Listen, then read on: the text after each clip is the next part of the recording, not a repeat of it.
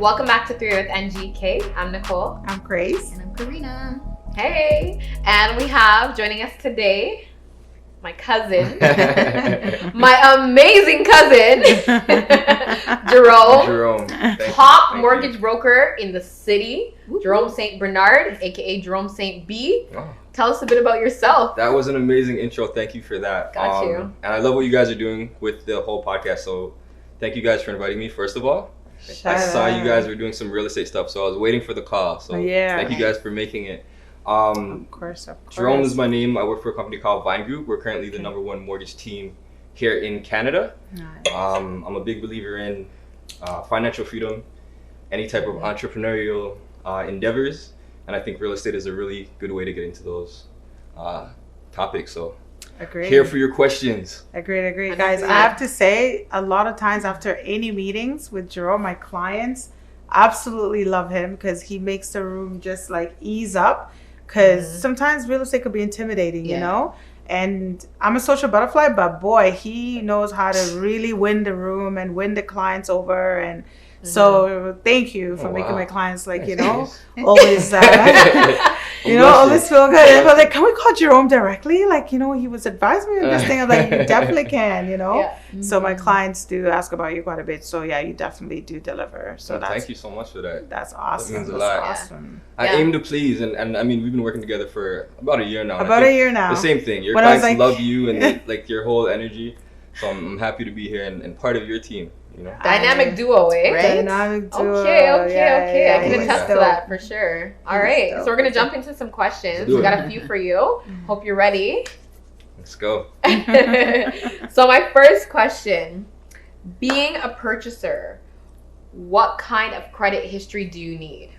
Okay. Before you ask us that, yes, so we collectively just took a bunch of questions that some of our clients have been asking us. Okay. And what we want to do is, there's somebody out there that does not know. So sometimes I answer them, but I save these questions for these public conversations because you just never know who's shy to ask. And, you know, some people don't really want to ask it. So we're here to really talk about all the things that, you know, people do need in real estate. So yeah. Take away and then home buyers is at so many different stages of your lives, right? You have some first-time home buyers coming in as couple at the age of 20. Yep. Then you got first-time home buyers at the age of 40. So I think these questions well cover all types of scenarios. Absolutely. And purchases. Absolutely. For sure. Yeah. So talking about credit, Nicole, what is your credit score? I'm sorry to put you on the spot. No, not at all. I'm actually glad you asked because quick story, guys. I was actually recently looking for a new place, and in searching for that place, I had to obviously pull my credit report. Yeah. Pulled my credit report, and it was crazy low. It was like 650 or something, and I was like, "What is going on? Why is my credit so low?" So at that time, it was just a score. I pulled a detailed Equifax report, only to find out that the reason my credit score was so low is because I recently converted internets and I took too long to return the modem. Oh no. Rogers charged me the $300 modem return fee, and they put a negative collection hit on my credit report. I disputed that because it was a pandemic. The stores were closed. I couldn't return the modem. Yeah. I disputed it with Equifax. Yeah. The minute they took that off, my credit went up to 8.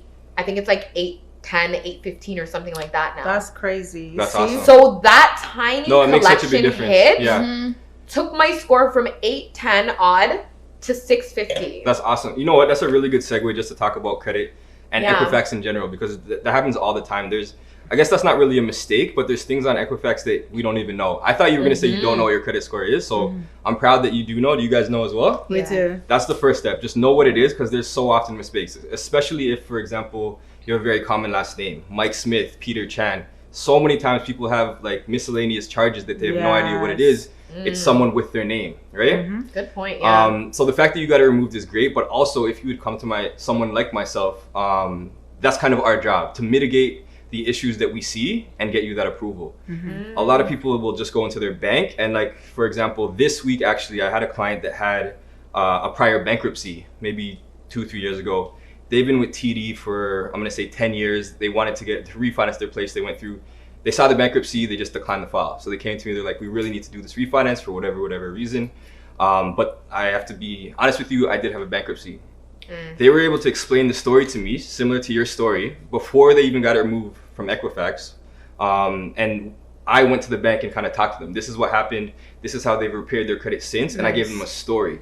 That made the difference between them getting declined and approved. That's really? crazy. Yeah. So you advocate for your clients? I make a business case, and that's the most annoying thing to people is me asking for all their documents because I want to see everything. I want your T4s, your pay stubs. They're like, why do you need all this stuff? It's because I want to see this, make a business case to get you the best chance and the best possible rate. That's right. Your bank's not going to do that for you. Your bank's going to say yes or no. Come back another time, right? So it's really important to work with someone on the broker channel, and I really advocate for that. It may seem intrusive, but this information is very important. Very important. In order to position you to do your job the best that you can. Exactly. Oh, okay. That's interesting. I didn't even know that. Yeah. So, sorry. No, go ahead. To touch back on Nicole, like, you know, growing up, you get your first credit card and you have your phone bill. You don't pay your phone bill. All these little things add up, and it just and hurts your crazy credit. thing, like she said, sometimes it could be like a $3 charge you forget about. It goes to collections, they're not giving you a house. Like how crazy for is that? $3. So, outrageous. Like if you think I was stunned, you guys, you knew what I was going through. I'm like, why is my credit so low? We're talking about it. And we're like, all right, we gotta call Equifax. Right away. And, like, you handle it. And when I looked into and there's mistakes all the time. Like, what's going on? But can we also discuss that? And I'll get back for you to touch on that. That a lot of people are terrified to check their credit score. Oh, it's so and to me, I'm just like, why are you afraid? Especially when you're not looking to buy, it's the perfect time to actually look and check. And so you can start preparing yourself. Because they don't even want to know. They don't want to know. That's a scary position and to that's be a in, scary position to be in because Often. how are you going to leverage yourself and actually even see you might be doing really well, you might be doing you know what I mean? And so to touch on that, I feel like a lot of people don't want to check, and it's important to actually check monthly. Like Jerome said, there are a lot of people that have very similar last names that they don't know. You don't know what's running in your background. Exactly. I had somebody my TransUnion at Equifax one time read 2 TD line of credits. I've never, ever had a TD line of credit. Luckily, whoever that is, their credit is really good. So it's not messing me up in any way. There's another grace one by? I wouldn't say there's another grace one by. Probably, but like, somewhere. But there's a TransUnion, like 2 line of credits. Wow. Like almost up to 50 grand. Yeah. But it's not even maxed out or anything like that. It's being paid on time. It works in your favor. So luckily it works in my favor. No one knows right? your situation better than you. No one. I know I don't have that, right? So I'm actually going to call because that person, wherever they are, maybe they're not maximizing on their good credit because they don't know what's on their account. Maybe because they just have good credit and they're not even thinking. So it's very important to check your credit because identity theft and just being informed. You want to be an informed buyer, and like he said, like having multiple names and little things like not returning a modem. Who would have thought, right? Or like a cell phone, right? And also we have to talk about room for human error. Like a lot of times when you're opening up accounts at Rogers, Bell, etc., someone's typing it in based on what you're telling them over the phone. Yes. I have Nicole Antoni. I have Nicole different spellings on my credit report. It's because of someone's typo or someone. Mine's the worst. I'm a Saint Bernard, so sometimes they use the period. Sometimes they sometimes they spell out the Saint. Sometimes they put the accent. They make it French. So you gotta make sure you check. Exactly. No, that's honestly good to shed light on because a lot of people don't even think to check their credit often. To be honest with you, I didn't prior to looking for a new place. For sure. Most people, that's the first time. They don't even realize they need it until you need it. Right? So the sooner you find out what it is, even if it's bad, you want to know so you can start repairing it, of course. Right? So I always say, like, one of my favorite sayings, Monique, that I used to work with, always says, preparation meets opportunity, right? And you got to prepare yourself so when the opportunity is there, you're not fumbling and stumbling. A lot of times people think that, oh, whatever I have saved, oh my God, I should be good. I have good credit, or I think I have enough. And okay, I feel like I'm ready right now. And then they've waited all these years not even checking what's needed because they haven't been preparing. And then, you know, you get into these frustrations where that you didn't even cause as an agent. You're just telling them what it is and they weren't prepared enough. But they thought they were. So I think it's worth paying $20, I believe, a month. To do the actual Equifax. I mean, if you were to meet with someone like myself in preparation for your house, I can pull your report for you, and that's actually the best one, right? Is that Equifax? Equifax. You're going to do a consumer pull. Mine's literally a hard pull, kind of what the bank does, but it's exactly what the bank will see. Got it. That's another advantage to working with a broker because if you were to say you're rate shopping and you go to TD and then you go to Scotia, every time you see a different advisor, they're going to pull your credit. You don't want to pull your credit too often, right? For the broker channel, you come to me, I have access to 50 to 60 different different banks. I'm going to pull it once. I'm going to make your business case, put it onto your application, and then I can shop that around. So you're not going to have these multiple credit pulls. So is the Equifax different from what you see? Like no, it's Equifax. Okay, so the lenders want to use Equifax. TransUnion is similar. It's always going to be off a little bit. Credit Karma, if you ever heard of that website, you can go on in like 30 seconds, find it. They use TransUnion. I say that's a good gauge to kind of get the range that you're in. Borrows well as well. You do for free. Yeah. Just to have an idea. It might not be as accurate, but you still have an idea of where you stand. Exactly. And then you could call Equifax at that point and just actually make sure. Because Equifax has the most accurate information. Yeah, I realized that because Scotiabank actually. I see it now because I'm a Scotia. But they use TransUnion though. I know. Yeah. And funny enough, my TransUnion score is lower than my Equifax score, and there's certain things that are missing. That's from super TransUnion. interesting because it used to be the other way around. I heard that. Yeah, and you even see memes about it where it was like so different, but now it switches. So you just kind of use the TransUnion as a gauge, but the banks are gonna want Equifax in the end. Everybody wants Equifax. Equifax still is the most accurate one. Yeah. What I tell my clients is, you know, it's gonna be a little bit different from the Equifax, but at least if you know what your TransUnion is, and then you check and it went up, you know you're headed in the right direction. That's right. Yeah. Or if it goes down, you know you need to change something, right? So at least it's a good gauge that way. Absolutely. For sure. And I don't know if you wanted to add as well on the point when it comes to credit history, how many inquiries you make as well, and that any inquiry you make hits your credit, you know, and people don't know that. Like every time you try to apply for credit card, that's all tracked on Equifax actually, and that's how. And then, you know, we've seen cases where clients have tried to do inquiries 15 times in different places. Like if you're getting denied, like if you're not getting anything at the 5th try, stop. Maybe stop at 14. At 14, we don't need 15. It was the craziest, and the person has a decent credit score and whatnot, but the landlord, after seeing that many inquiries, that raised a red flag. This happens to tenancy as well, not just when you're buying a home. So this is what happens when you're looking for a place as well. So super credit important. history. So how long do those infractions stay on your file? So in Nicole's case, it was so recent. Recency is huge, right? So even in the case that I was just describing where someone had a bankruptcy, I think the bankruptcy was actually 4 years ago. So it's better than if it was last year or 2 years ago. The further away from an infraction, the better you are. But again, they still want a story. Why did you go bankrupt? In Nicole's case, why was there this charge? Why was there? If you can explain it and it sounds reasonable to them, you're in a better off situation. Yeah. But were you asking about that, or were you asking about how long these hits with these inquiries stay on your file? And also how long do the inquiries last? Well, they're gonna stay there. It's just they become less relevant as time goes on. Okay. Right? Will they stay there for like forever? For a number of years. Yeah, pretty much. Like I've seen people's credit scores go back 10 years. So yeah, you know what, you're right. I still have my 2000 Mazda 3 on my credit. So wow. Yeah. Interesting. It's a little report card on your life, right? You see what's been going right? on. Yeah. Well, just a quick question, kind of off topic a little bit. What was your guys' first exposure to credit? How did they get you into the credit system? Do you guys remember? I'll tell you mine first. I do. Okay. You start. I was in college, and I remember just going to get lunch, and right by the caf, this is how they get you. And my financial knowledge was like 0 to none. GBC. I'm like 18, right? And they had a setup station, MBNA. You guys know MBNA? We sure do. They had MBNA, and they had a station. They're like, oh, credit. Me like an idiot. I feel so embarrassed to say this on camera, but whatever, it is what it is. My financial literacy was like none at 18, right? So I'm like, oh, I get to access this money right now. I'm like, wait, so I'm like, so wait, you guys are gonna give me $2,000 right now? She knew me that then. It's someone sitting next to our director. So literally, I had access to, I think it was like $2,000. I'm like, oh my god. That was my first exposure to credit. I went shopping for my house. I had a condo back then. I'm like, oh, let me go shopping for a condo, furnished it, all that good stuff. Yeah. Then it came back to bite me in the ass because I was spending money I did not have. And the interest rates were high on those. And the interest rate was high. That's when they suck you in. And that's why it's so important to educate and have these types of conversations.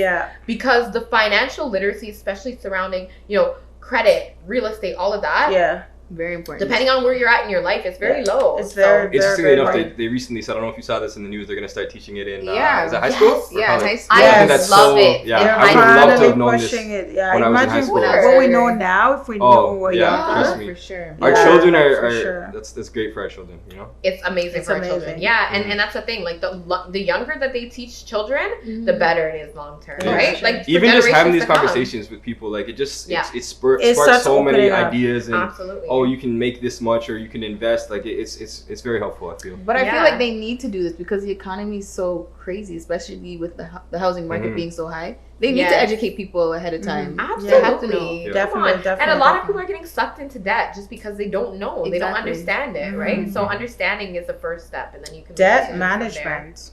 Yeah, debt very management. important. Absolutely. Because there's good debt and bad debt. But that's another conversation that maybe Jerome will come back and we'll. I get to come back? He's like, I'm welcome back. You know? So another question, just to piggyback on that, we could talk about credit history all day, but I will say if you could take something out of that, like just check your credit score and see exactly what items are being tracked under your name.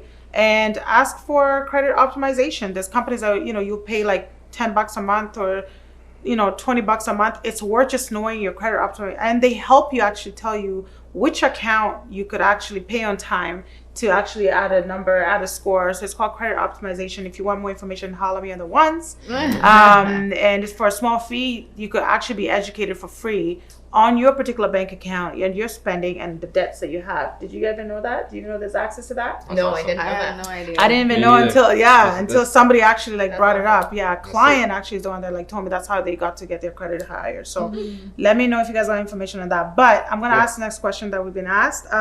When lenders are looking at profiles, how important is job security or longevity?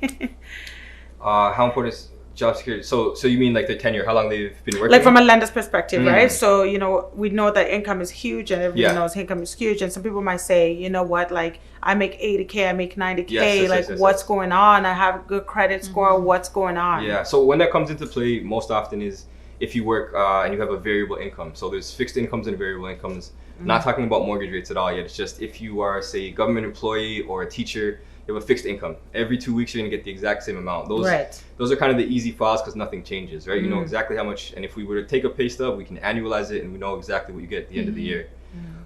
If you have a variable job, that's when it kind of matters. So that means if you're working sales, if you have commissions, if you get a bonus, if you work an hourly job and you have overtime, right? It's a little bit difficult to use the overtime income to qualify if you've been somewhere less than 2 years. The reason is they average out over 2 years. Did you guys hear that? Yeah, that's the important one. So if you get a bonus, they want to see what your bonus was this year and last year. They'll average it out. They'll add it onto your income. Unfortunately, if you just started an hourly job, the way that we calculate your income is on your employment letter. It'll say what's your minimum guaranteed hours. Typically, it's either 35 or 40. It'll say your pay rate. We multiply that. So a lot of my clients will push back and say, well, it says 35, but I actually worked 60 hours this week, right? And that's very, very common, like especially if you're, say, a TTC driver, someone like that. They work crazy hours and they get paid well for it. But you're going to need to be there at least 2 years so they can kind of see some type of continuation that you've been making this or you've been working that amount of hours for 2 years. Then we can divide it and then we can use that full amount. So that's a really good question, actually. Yeah. Okay. Yeah. Okay, next question. What do you consider a AAA client? And how do you become a AAA client? What's your credit score? 830. I mean, the 8. AAA. Okay.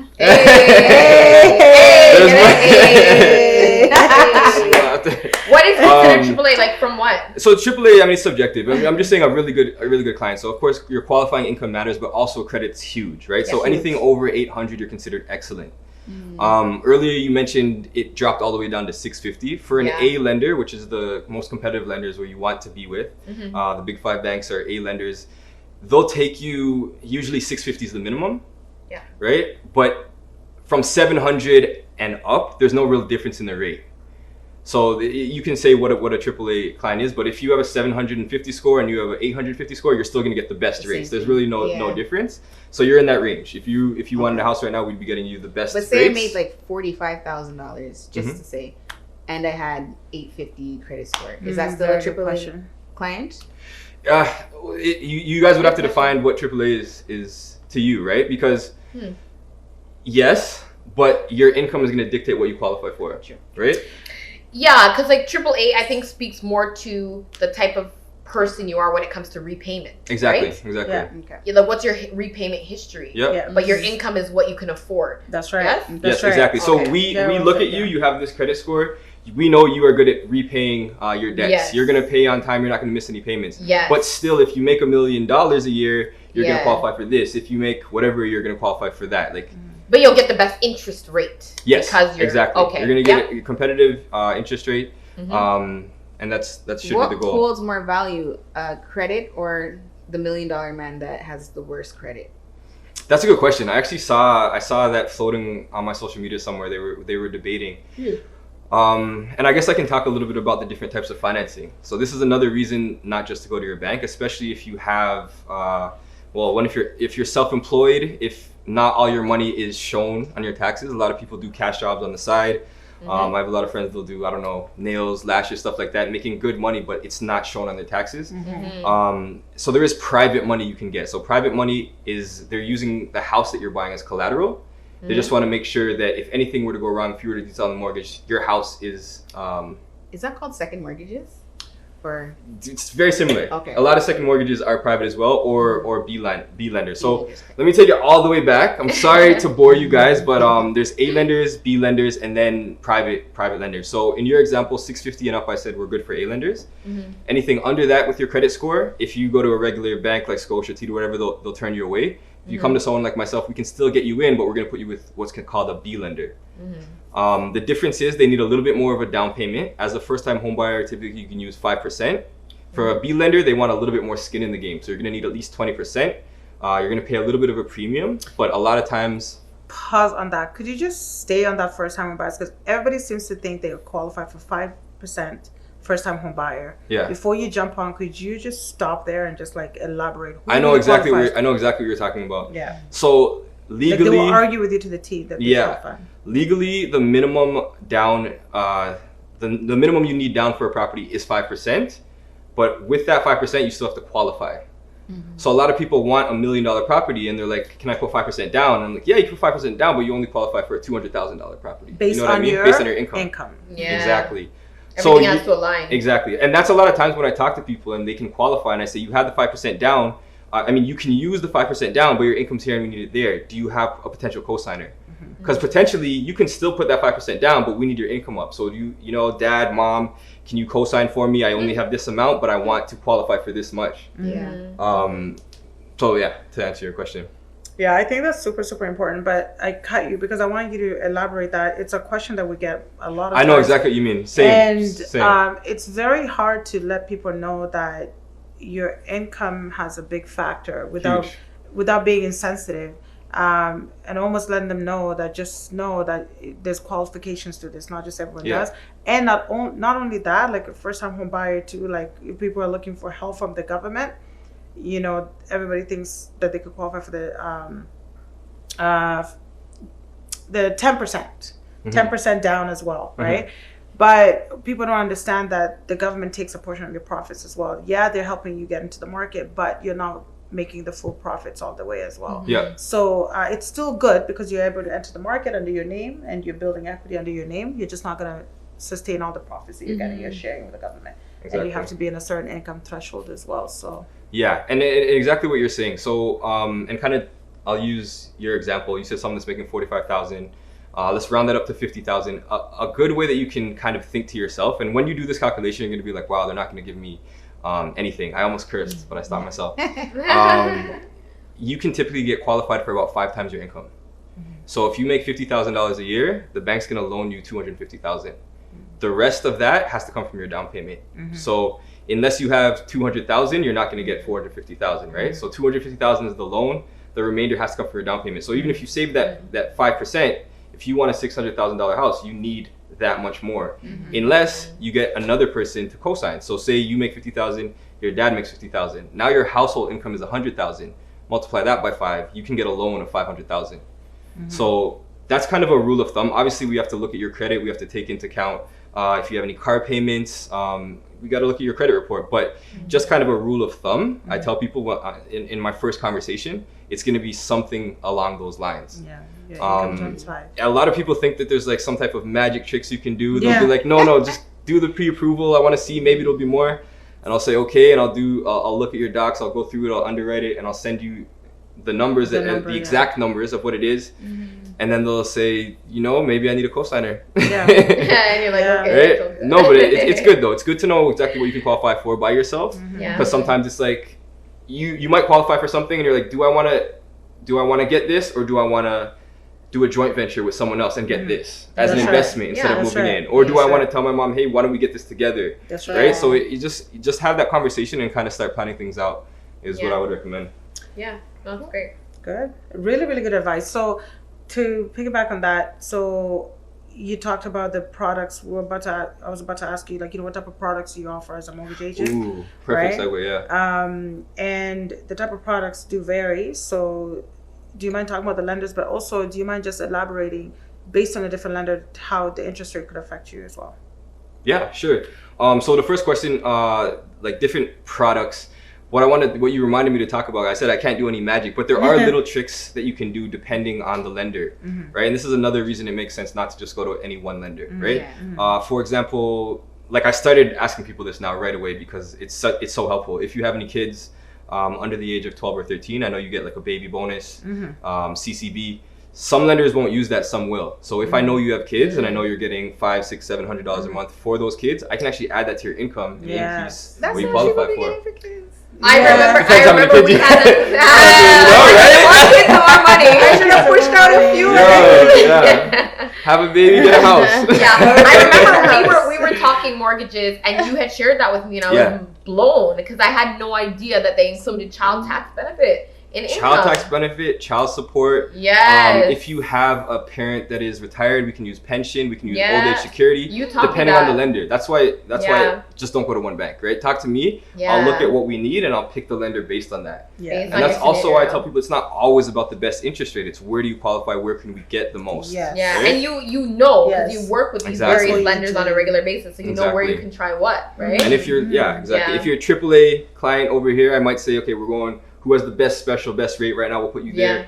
But if you need the CCB or if you need a cosigner that needs pension, I might put you there, right? It might not be the best rate, but it's the best for you. That's right. That's right. Yeah. So super important. That's right. I like that. It might not be the best rate, but it's the best for you as long as you enter the market. Quote and quote. I like that. It's bars,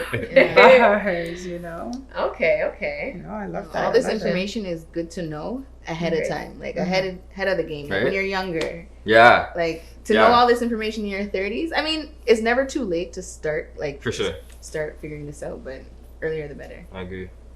So next question I have for you, Jerome.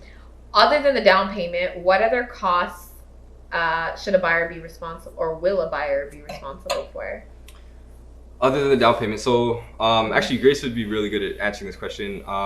Closing costs, typically 1.5 to 2% of the purchase price. Keep that aside. You might not hit those numbers, but that's a good number to use.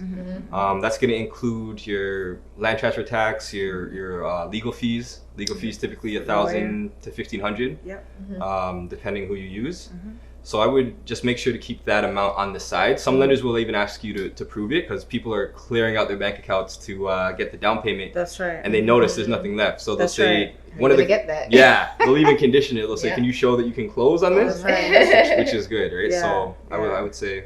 That's a very good point. What I might ask, part of the closing costs, so say 1 to 2%, but based on the global history and based on the loan to value, just in Canada now, they're actually encouraging buyers to prepare for 2 to 4% of your purchase price. Like that's how you're a really confident buyer. That's really puts you in the best position possible because you're buying, but you're not really, like you say, wiping your bank account clean slate, so I think that's the more you could save for closing costs, the better. And you know what, you reminded me, we didn't even talk about that. speaking AAA client, also assets, right? If you already own a home, if you have RSPs, mutual funds, stocks, they look at all that stuff, right? When I send my application, it has a list for assets, liabilities. You can list them. It just strengthens, right? If you have cash, if you have, I don't know these days, a crypto account with. I didn't know I could include stocks. When we were running my numbers, we never included the stocks. But the thing is, it's not gonna change what you qualify for, but it strengthens your application. So say for example, you had 650 credit, and they're like, do we approve? Do we not? They're like, look how much assets she has. That's something I would use in my business case. Okay. Exactly. Yeah. It's like look at all the assets she has, right? Yes. Okay. Driving around in your nice car. Yeah. I'll tell them all about it. Okay, that makes sense. This is why you need an advocate when it comes to real estate, and there's so many different moving parts. And last conversation, that's when we were doing the Toronto real estate segment, we talked about the different moving parts. So as you can see, a mortgage agent is a very, very, very vital part to start the real estate process. We're here as agents just to match you pretty much on the property that matches you, but they really do the work and they really tell us. Like, I kind of feel like you guys got the fun part. Because everyone comes to me and I'm like, no, you actually only I'm like the buying group. And they're like, I hate you. Yeah, you're the very bad you. And then they're like, where's Grace? Can we go look at houses again? It's like, so back to shopping for houses. Right? Yeah, you get the fun part. I gotta break hearts out here. Yeah, I remember the first time I talked to you on rates, I'm like, you know what? I'm sorry I even called you. You just gave me bad news. Right? Like, that's what I want. You started the phone call so excited. I know. Yeah. Like, talk to you another time. I'll call you in 4 months. No, that's awesome. And that's what we always tell people, because a lot of people are like, oh my God, I have all these houses I want to see. Here's like a bunch of listings I want to go. I was like, I don't want to be the bearer of bad news. We don't know. We don't know your numbers. Don't even worry about it. Just send them my way. I'm the Grim Reaper. I'm used to it. We'll talk. So we send them over to Jerome. We're like, before we do that, Jerome's going to take your application and actually tell you what your prescription is when it comes to real estate. So you're really step number one. Really, yeah. And you know what? I watched the real estate when you did, and I was happy that you did say start with the pre-approval. Yes. That's the common misconception. You go to a realtor, you're only going to get your heart broken. Start with me. Let's get your numbers and then give your realtor a range. And another thing, now that I know Grace is doing so well with pre-constructions, is one of the hardest things to get into real estate is a down payment. So come to me, we're going to start planning it out. I'm going to see if you qualify for something now, resale, but sometimes maybe you don't have that down payment. And that's when I'd say maybe check out Grace, see what projects she has upcoming, because the way that they break down the down payment, maybe pre-construction is a better route for you. Very flexible. And a good segue, do you have any projects now that you want to talk about? We are running a few, but thanks for asking. We are running a few. We have some amazing incentives, but jokes aside, what Jerome said, the reason I enjoyed working with developers directly is you get to really see how they help people get into real estate comfortably. So you're able to pay for your down payment, but you're not required to come up with a closing cost. You don't necessarily have to worry about a mortgage agent all the way. However, it's still good to know your numbers, your credit report, because in 4 or 5 years, we will be bringing you back to Jerome, because Jerome still will have to say, can they sustain this project that they've been paying towards for the last 4 years, right? And then, so they'll still run the numbers the same way because you are taking a home ownership. But before then, you could pay while you fix your credit score. So I do have people coming to me for pre-approvals for new builds and pre-constructions. So I just want to kind of ask you, because I know projects can run differently. What do you need for your project? What is required from someone that wants to get into pre-construction? Yes, so that's specifically one of your projects.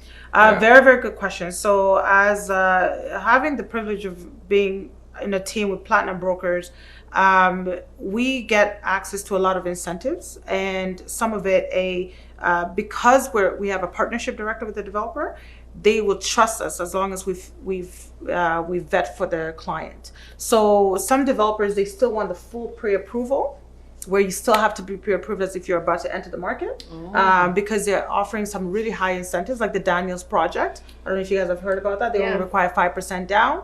They only require $7,000.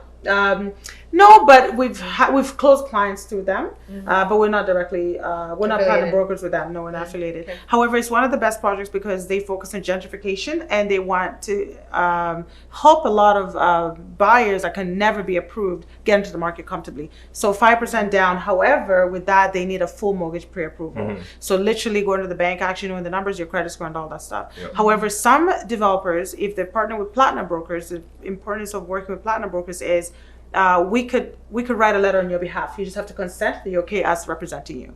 So we can literally represent and say these people are financially feasible to take care of themselves when the project is complete. And all they need is a letter. And we have partnerships with the Royal Bank as well. I also offer those letters. Yeah, I was going to say, I was just about to say, we have partnerships with the Royal Bank, but when it comes to my personal clients, family, and friends, Jerome does take care of them as well because he could also write a letter just sustaining that you are actually okay to take on this project. Yeah, and so just to add to that, because at Vine Group, it's a very big brokerage, but we have in-house underwriters. Yeah. So we still underwrite the file. We still make sure that you are going to be able to close on this. Yes. But we can write a very similar letter to insure. I mean, when it comes to actually closing the mortgage, that's when you can shop around and choose. But if you do need that service, we can provide it as well.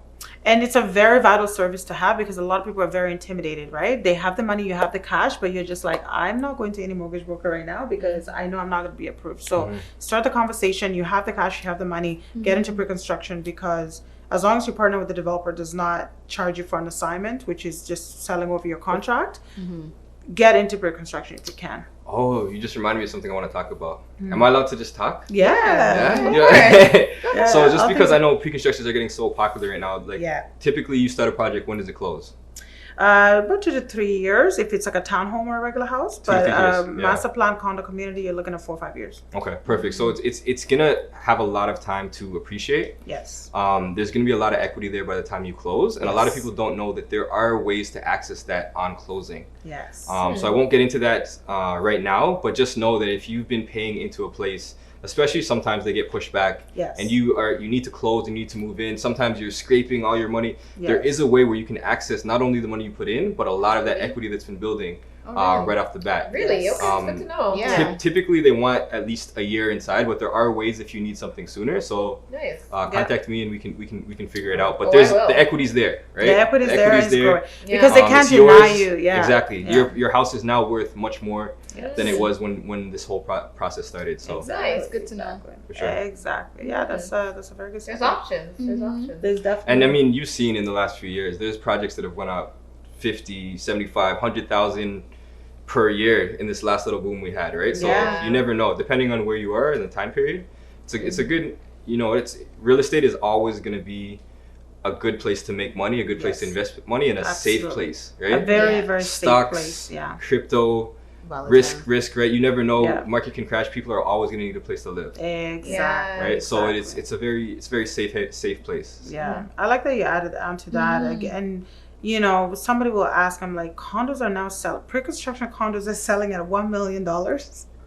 And it doesn't make any sense. It's a condominium, right? But there's a market for it, and this is the pressure of the market. And Toronto world-class city. Shows you, it just shows you that, Toronto can withstand any type of pressure when it comes to real estate, and it will continue so. And it's not going to stop because a lot of people are saying, oh, well, the market is going to crash. For as long as we see a demand in houses, it cannot crash because people do need places to stay. And there's the affordability factor where a lot of people are not able to buy a home right away. So investors invest in pre-construction, invest in real estate. You could rent it out, right? Yeah. Awesome. Yeah. That's, we could go like hours on this, especially we could the go, two of you. Yeah, we could go deeper and deeper. I just had one more question. I know you kind of tapped on it, but again, because somebody asks this, for a client or first-time home buyer looking at an entry-level unit priced at $500K, what does their profile look like? I guess we could use the same example. If you have a household income of $100,000, boom, you can get your $500,000. I do still recommend, I know that people say 5% down is the minimum. If you can qualify, I still recommend if you can get to the 20% down payment, which in this case, if the purchase price is $500,000, that's $100,000. I know that's a very hefty amount, but you get to avoid CMHC default insurance, right? Yes. Most people don't know about that. Most people, even going into the mortgage process, very common for me. They want to put less than 20 down. the mortgage loan may be $450, and then when they see the actual amount, it's like $470, $480, whatever the calculation is. They're like, what's that? So just so you know, depending on how much you put down, they've tiered it. So 5%, then 10%, then 15%. They're going to charge you this default insurance. Yeah. I don't know if we have a lot of time to go into exactly what that is, but if you can get to the 20% mark, the bank is going to pay that for you. So you don't actually have to put that down. So if you can get to the 20% mark, I definitely recommend it. And another benefit to 20% is you can amortize meaning the length of the loan, over 30 years. Yeah. Anything under, it's going to be 25 years. Once you hit the 20% mark, you get 30 years. So your loan gets lengthened and your payments will decrease, right? A couple $100. So especially first-time home buyers, you want to keep your you want to keep your expenses as low as possible. So if you can even borrow money from family, if you're like, especially if you're at 15, 16, 17%, you're so close. You're so close. You know, ask mom or dad, or you know, ask mom or dad. Y'all, I'm getting stressed out. I've been saving for 20% for the last 15 years. You're doing good. You're doing good. But you're gonna end up saving so much money. Your payments are gonna be lower. You're not gonna have to pay that insurance, and then that's just gonna be your equity after when you or your money when you sell, right? So, yes. It's gonna pay off for sure. Yeah. I'm so proud of this too. I just want to say they're working so hard towards their home ownership goals. Me too. Thanks, like, you know, just super proud, just being on top of it. So it's definitely motivating to be in a circle of people where you don't have to even talk about it or convince them. Yeah, they already know what they need to work on. Yeah. As we wrap up, I just have one more question that I want to ask Jerome in public as well. So HELOC and and refinancing as well, right? So when you own property, do you mind just elaborating on equity? Yeah. When it builds up, and how much access you have for that, and how the advantages and disadvantages. Yeah, I'll tell you why I asked that after. Okay, so I'm gonna take that as an opportunity to discuss fixed versus variable. Yeah. I typically, it depends on the time, but right now I'm recommending variable just because of the flexibility, right? So we've seen some huge increases in the value of property over the last year. Yeah. A lot of my clients' properties have went up 100,000 or more, especially in the Pickering, Ajax, Durham region. If you have a detached house, 100, 150, 200,000, you've gone up. If you've recently started a fixed rate mortgage, the way they calculate their penalties is called IRD, interest rate differential. And in layman's terms, to simplify it, they're trying to charge you a break penalty for how much they're going to lose by you breaking that mortgage. And it can be tens, 20,000s. On the other side, a variable mortgage, which can move up or down with the Bank of Canada rate, the penalty is much more flexible. It's always going to be 3 months interest, regardless of when you break that mortgage within the 5 years. So a lot of people right now, if you're not sure if you're going to be switching jobs or moving or having kids and having to move, or if having to refinance or do an equity takeout in the next 5 years, I'm saying go with variable. It's much more flexible. You don't know what's going to happen in the next 5 years. If you want to break this at any time, you could. And the most common thing that's happened between last year and this year where we saw this boom is people were seeing interest rates that are very cheap, historically cheaper than ever before. So just refinancing to save money makes sense, right? So if you're in a variable, boom, we'll get you out of there. We'll get you from 2 to 3% down to 1, whatever percent it is. You're going to save money monthly, but also because your properties went up in value, we can take some equity out if you want it. And there's so many things you can do if you wanted to refinance, and with such a small penalty, like typically, let's say you're paying $2,000 a month for your mortgages and you have a variable mortgage, your penalty is going to be $1,500, $2,000. Equity's gone up maybe, or the value of your house has gone up $100,000. That's nothing to take some of that out, use it to pay off your credit cards, pay off your line of credit. There's a lot of things you can do. So just kind of because of the flexibility, I'm pushing people towards variable. Very nice, very nice. One more thing I just wanted you to quickly add on to. So a lot of people, when they come to pre-construction, because they have equity in their properties, they feel the need to tap into HELOC. What HELOC means pretty much, Jerome, you can add on to it, is based on how much your house is appreciated, you could pull some of that money out, refinancing, or taking some of your equity. And I forgot to talk about HELOC. Sorry, it was the machine thing. And it threw you off, but I'll tell you why I asked that, because we have just way too many people getting way too comfortable trying to touch that HELOC, but it might not be a good thing all the way. So what it is that people are trying to do is pulling out their money and investing in pre-construction and multiple pre-construction projects, because they have it.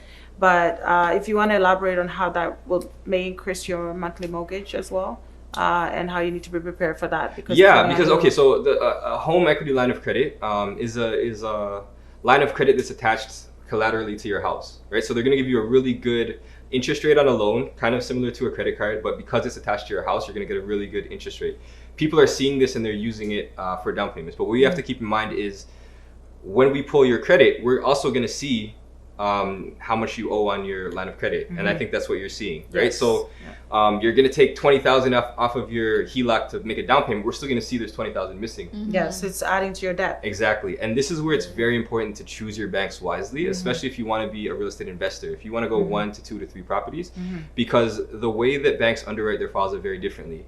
For example, there's certain banks, if you have, let's say, a $50,000 HELOC, when we pull your credit, regardless of if there's a zero balance, they're going to show $50,000 as the charge. And they're going to put that into your debt ratios. Versus other banks where, say, you've used $100 out of that $50,000, they're going to look at the $100, right? So it really matters what bank you choose if you are planning to real estate invest. So that's why it makes sense to plan it out, meet with someone like me, and if I know your goal is to not just buy your home, but you want to buy 1 or 2 or 3, I'm going to make sure you're with the right bank that's not going to take those things in consideration. That's right. It's a great question. That's so important to know. And if you want more information on HELOC and how you get into it, feel free to give us a call and we'll elaborate because it's just more. Anything I said that was confusing, please. At Jerome Does Mortgages. Yes. Sorry, over there. Thank you, sir.